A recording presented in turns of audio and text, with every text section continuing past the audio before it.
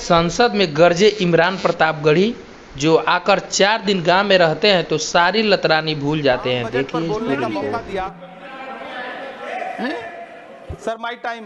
नहीं, pause my time sir. Imran Pratapgarhi कहा गया है सर, थोड़ा सा इसकी जांच कराओ। मैंने कहा यहाँ प्रमोद प्रतापगढ़ी भी बैठे। ये आपसी मामला है, ये खत्म होने वाला नहीं है मेरे से। इसकी जड़ें बहुत गहरी गई हुई हैं, मैं रोज देखता हूँ ये जड़ें गहरी होती जाती हैं। इमरान प्रतापगढ़ी। धन्यवाद सभापति महोदय। 83 मिनट 71 बार थपथपाई गई मेज, 14,417 शब्दों का बजट भाषण, और उस बजट में अपने लिए राहत तलाशती मिडिल क्लास की हैरत ज़दा आंखें। सभापति महोदय, मेरे हाथों में जो दस्तावेज है, दरअसल ये देश के किसानों, गरीबों, मजदूरों की उम्मीदों का स्मारक है। ऐसा लग रहा है जैसे वित्त मंत्री महोदया ने बजट नहीं तैयार किया है, बल्कि प्रधानमंत्री जी की मन की बात का संकलन तैयार किया है। टूटा हुआ लश्कर का भरम देख रहे हैं, टूटा हुआ लश्कर का भरम देख रहे हैं, और जिल्ले इलाही के करम देख रहे हैं। ताकत का नशा अक्ल पे हावी है तुम्हारी, तुम देख न पाओगे जो हम देख रहे हैं। वित्त मंत्री महोदया ने इस बजट में महंगाई पर सिर्फ 10 शब्द बोला है। जिस देश में टमाटर 100 रुपए किलो बिक रहा हो। सभापति महोदय, मेरा टाइम पॉज करें और बार बार इंटरप्ट करने को या तो मना करें। हाँ बोले, कृपया बोले। सभापति महोदय, वित्त मंत्री महोदया ने इस बजट में महंगाई पर सिर्फ 10 शब्द बोले हैं। जिस देश में टमाटर 100 रुपए किलो बिक रहा हो, उस देश की वित्त मंत्री के पास बजट में महंगाई पर बोलने के लिए सिर्फ 10 शब्द है।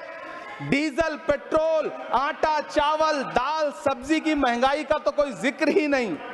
सावन चल रहा है तो प्याज और लहसुन का दाम पूछना तो शायद पाप होगा।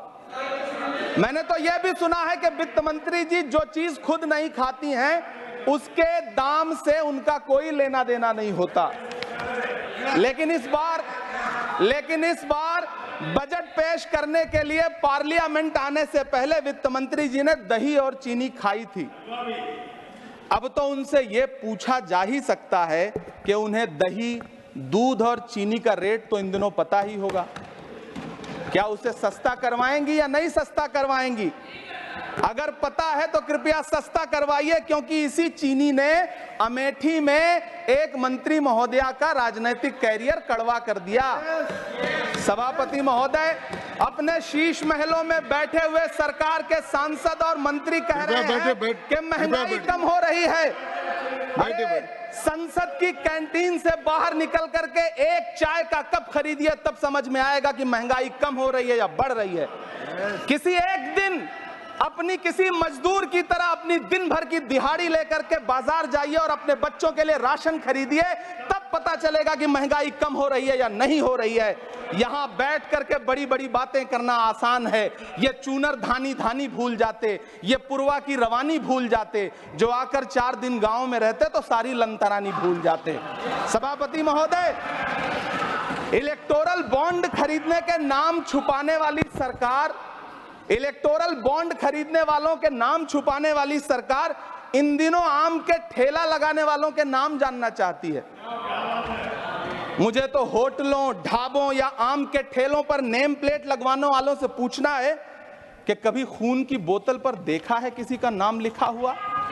मुझे पूछना है कि क्या कोरोना के दौरान अपनी उखड़ती हुई सांसों के लिए ऑक्सीजन तलाशने वाले किसी इंसान ने ऑक्सीजन लाने वाले किसी इंसान से पूछा था कि ऑक्सीजन लाने वाला इंसान हिंदू है या मुसलमान है?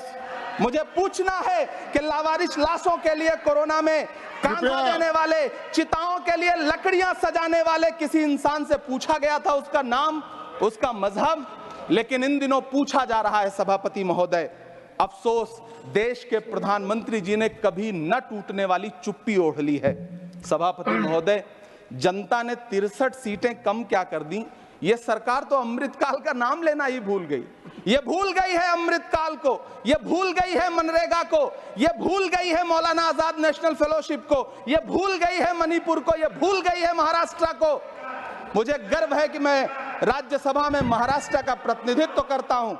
जो देश की आर्थिक राजधानी है, जो टोटल कॉर्पोरेट टैक्स का 40%, इनकम टैक्स का 32% और जीएसटी का 20% इस देश को देता है, उस महाराष्ट्र के लिए इस बजट में एक शब्द नहीं है। आप बैठ जाए। सभापति महोदय, आखिर महाराष्ट्र से किस बात का बदला लिया जा रहा है? महाराष्ट्र ने लोकसभा चुनाव में बाबा साहब अम्बेडकर के संविधान को बचाने के लिए वोट क्या कर दिया? प्रधानमंत्री जी तो महाराष्ट्र से बदला लेने पर उतर आए।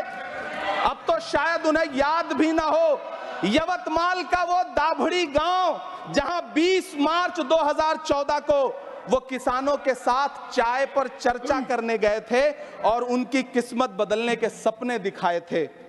उसी यवतमाल में पिछले 6 महीने में 132 किसानों ने आत्महत्या की है। सभापति महोदय, महाराष्ट्र में हर महीने 209 किसान आत्महत्या कर रहे हैं।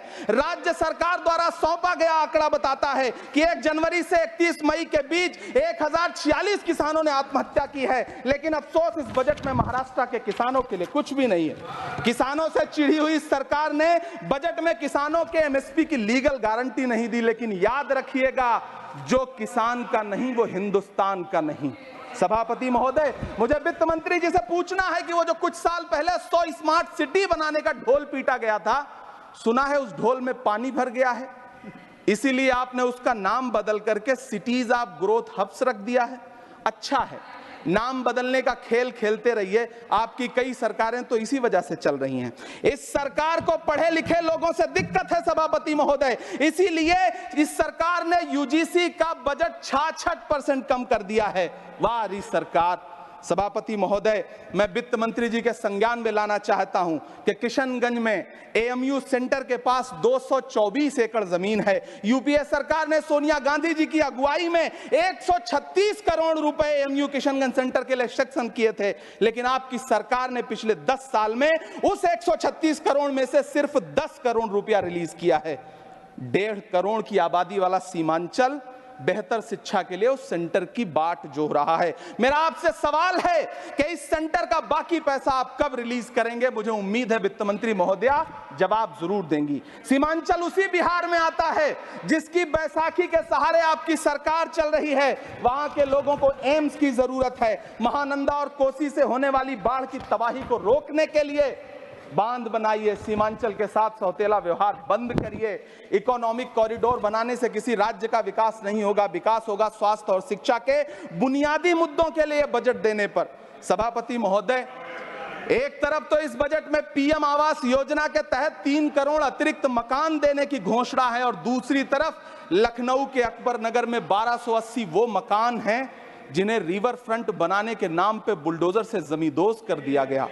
सभापति महोदय, लोग चीखते रहे, बच्चे बिलखते रहे, वसुधैव कुटुंबकम का नारा लगाने वाली सरकार इंसानों के घरौंदे उजाड़ कर जश्न मना रही है। सभापति महोदय, मेरा बहुत भावुकता के साथ देश के प्रधानमंत्री से सवाल है कि इन उजड़ते हुए मकानों और बेघर होते हुए घरों को देख करके आपको नींद कैसे आती है? आप सो कैसे पाते हैं? मेरा सवाल है इस देश के प्रधानमंत्री से, या तो लोगों के घरौंदे उजाड़ना बंद करिए या फिर करोड़ों मकान बनाने की झूठी घोषणाएं करना बंद करिए।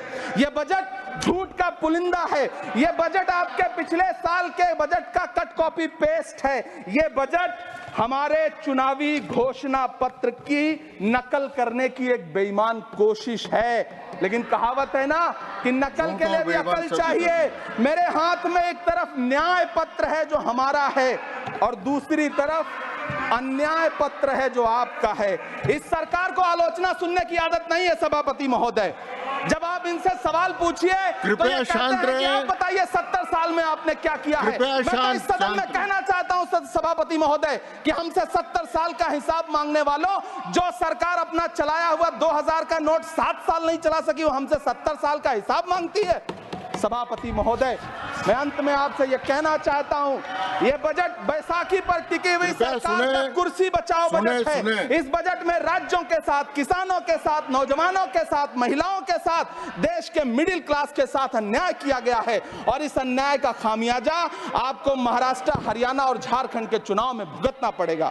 सभापति महोदय, इस सरकार ने नोटबंदी लगाकर देश की आम जनता की पूंजी छीन ली, बैठे नहीं बोले, कृपया टैक्स लगा करके छोटे व्यापारियों के कारोबार छीन लिए, पेपर लीक करवा करके युवाओं की आंखों से नौकरी के सपने छीन लिए, अग्निवीर लाकर देश के जवानों की उम्मीदें छीन ली, बुलडोजर लगाकर लोगों के आशियाने छीन लिए, महंगाई लाकर देश की जनता की थाली से निवाले छीन लिए और नारा लगाया कि हम तो सेवक हैं, 18-18 घंटे काम करते हैं। इन्हीं लोगों के लिए किसी ने शेर कहा है कि जो सच और झूठ में दूरी है वो दूरी समझते हैं, सियासी हाकिमों की हम भी मजबूरी समझते हैं, वो अपना हक समझते हैं निवाला छीन लेने को, डकैती को बहुत से लोग मजदूरी समझते हैं। हमें पता है कि कैसी मजदूरी की जा रही है। सभापति महोदय, मैं यहाँ खड़ा होकर के अंत में आपसे कहना चाहता हूं कि इस बजट में तमाम राज्यों के साथ अन्याय किया गया है,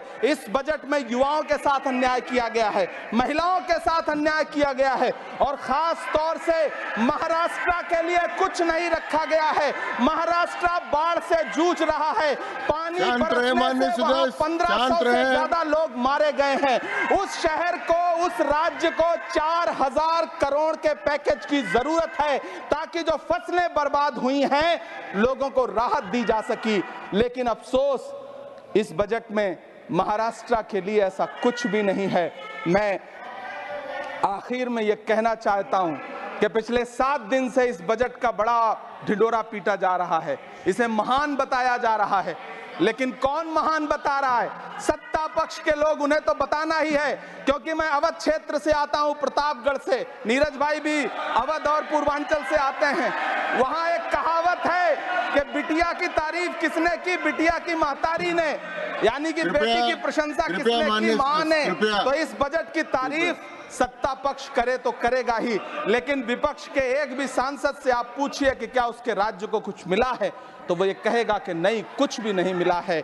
बहुत बहुत धन्यवाद सभापति महोदय, मुझे आम बजट पर अपनी राय रखने के लिए। धन्यवाद।